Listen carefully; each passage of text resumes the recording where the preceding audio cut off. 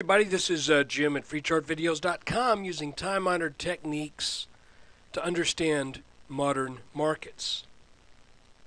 This is the S&P 500 update for April 27th, 2011.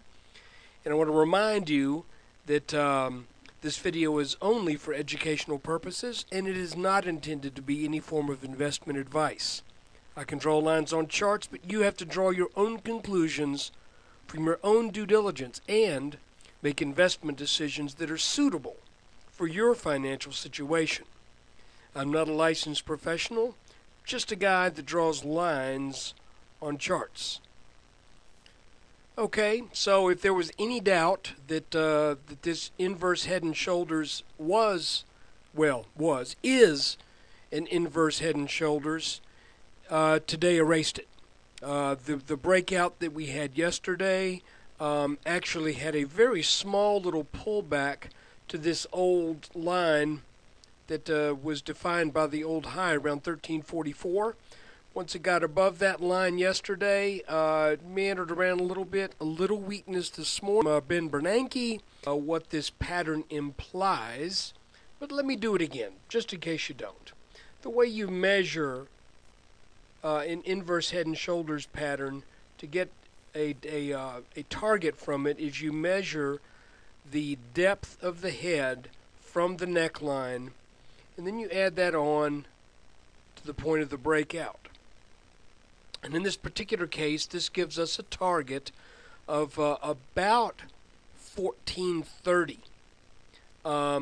This neckline slopes up a little bit, and even though there's also a slightly downsloping line over the old 1344 peak, I see this pattern as this being the neckline, because the neckline is defined by the two peaks that are on either side of the head.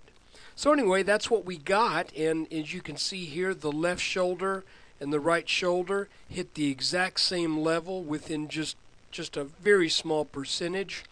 And it's broken out now, and this is the target, 1430. Now listen, that doesn't mean it's going to go straight there, just like they never do. So I'm looking at, even though we had this little tiny pullback today, I'm frankly expecting a something more along the line of what went on over here, where there will be maybe a 2 or 3%, well, maybe not that much, maybe a 1.5% move at some point once we reach the final peak of the breakout move. In other words, a breakout move doesn't just go out of the pattern and go zip straight up to 1430. It's gonna wiggle around a little bit, and at some point there will be a pullback. Now, I tell you what I'm going to do. I've been doing some special videos for people who want to support the website. So I think what I'm going to try this week, and this will be ready for the weekend, I think I'm going to maybe offer a very simple video that takes a look at maybe a couple of stock charts, but goes into a little bit more detail on the textbook way to trade head and shoulders patterns. So I think I'll do that, but that'll be a little bit later in the week, and I'll let you know about it.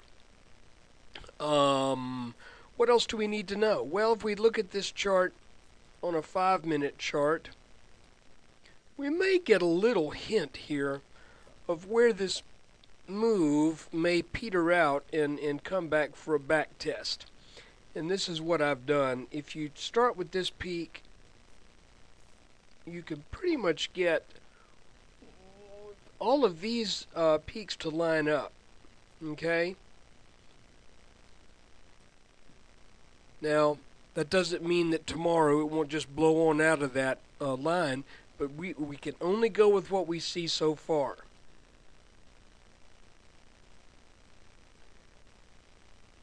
And you can see we kind of come back here to where this breakout move started. Well, not the break. Well, yeah, I say breakout move, you know what I mean. It wasn't a breakout here, but this was really the jump up that got this guy going.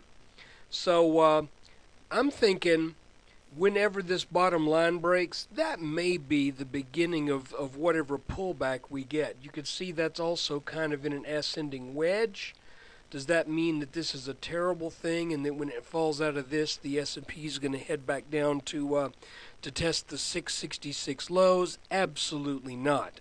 What this means is when it falls out of this, then there's going to be some selling pressure, and it's probably going to come back and check the neckline out again in the low 1340s, or maybe 1344 holds again. You get the picture. The picture is that this is, at least for now, looking a little wedge shaped, and all that means is that as long as it stays in that wedge, this move's days are numbered. And every breakout is like that. You're not going to get something that's just going to go, well, it broke out and it went straight up. That'd be nice, but it just doesn't happen. So anyway, look, I hope you were on the right side of things today. I was long, but some of my stuff pulled back today because they had made some pretty good moves in the past couple days. That was very frustrating. Ford gave up a lot of its gains from yesterday. Cisco gave up a lot of its gains from yesterday. So I was looking at a flat day in two of my accounts, slightly up, and in one of my accounts was actually down. Bummer. I hate it. I hate that. When you're looking at a nice day where the chart's working for the indexes and you're looking at your stuff and you're just going, I can't believe I'm losing money. I'm telling everybody what the market's going to do, and if, basically you get the picture. And not to mention that I've got a solar stock that just, well, the ticker symbol says it all. It was SOL. So anyway, look,